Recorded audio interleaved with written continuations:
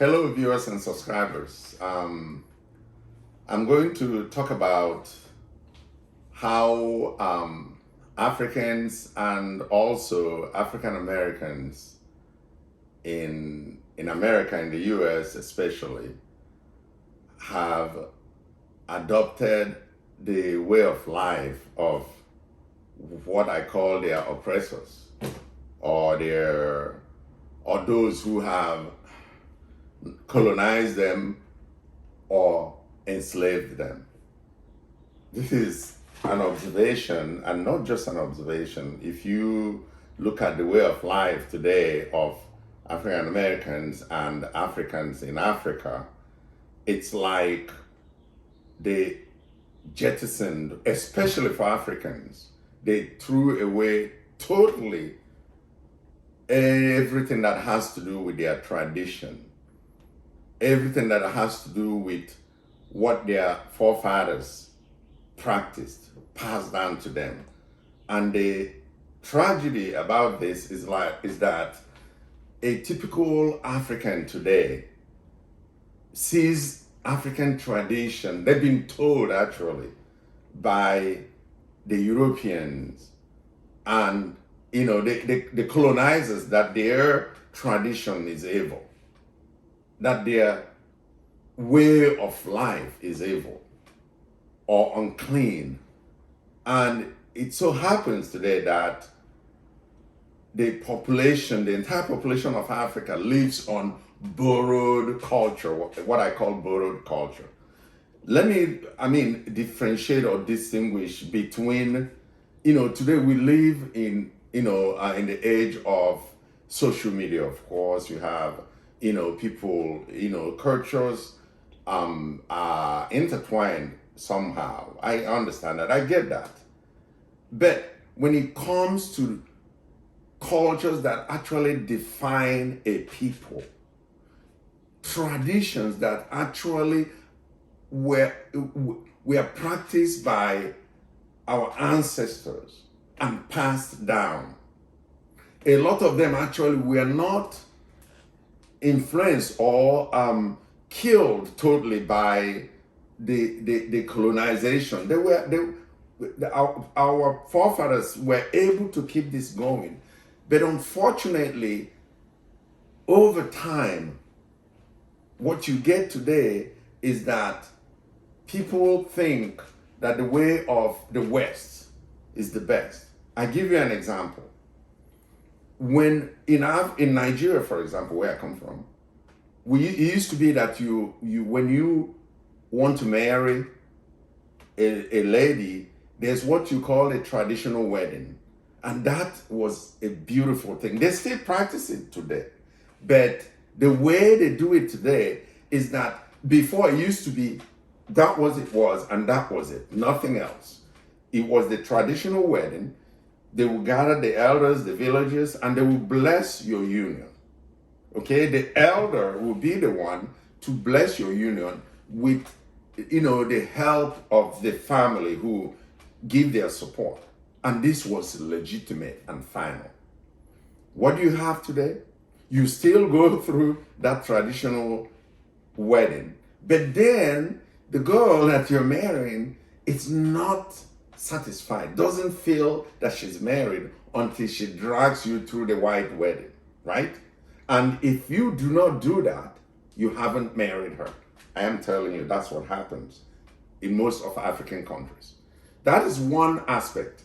But the one that is really, really tragic is our religion. Africa had their way of religion. And let me make something clear. I think I've mentioned this in my previous videos. There's this notion, or there's this thinking that religions, the organized religions of today, the Islam of the world, Christianity or Judaism, that they own God.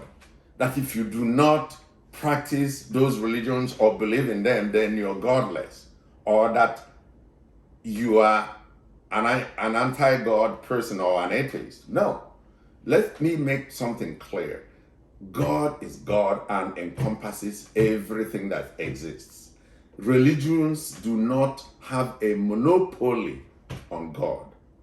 So, that being said, before the Europeans came to Africa, the Africans had an established religion where they believed in God. In the Igbo language, God is known as Chukwu, and that term existed millennia before the Europeans came. And we had our way of worship and had our, what I would call, 10 Commandments. People observed certain things they knew they couldn't do because God will be angry with them. But then came the Europeans and succeeded in destroying this culture, calling it animism or idolatry. And today you have Africans who think that unless they worship the religion that was brought by the oppressor or by the colonizer, that then God will put them to hell or throw them in hell. And then you have to ask yourself, the same people who took you as slaves or your cousins as slaves, then stayed back, pillaged and burned your villages, forced you to accept what they brought to you while, exploiting your resources and stealing your resources. Then they live a religion that tells you that God is in their image. God is white. Jesus, the sole Savior, is white. To make it worse, blonde and blue eye. And we are told that it comes from a region where it's impossible to have blonde and blue eye like the picture of Jesus were shown, right? And then, to make it worse, the devil, in turn, is black with horns. And yet, we have subdued to that, thrown our own culture away, and then we dig in, and nothing else matters. And we are now traditionless, following the tradition or the religion of those who oppressed us. So that's why I asked that question in the beginning. Is this some sort of Stockholm syndrome? Yeah? That's my question. But then, before I conclude, it so happens that if you look at the way religion is distributed, the Arabs have managed to keep their own Islam going. It's identified with them. The Europeans, of course, is that Christianity which they imposed on us, Africans. And Asians are largely identified with Buddhism. And that's why I'm saying that Africans should look again and see if we should bring back, finally, our traditional religion, which is what suits us and which our forefathers preached. Thank you.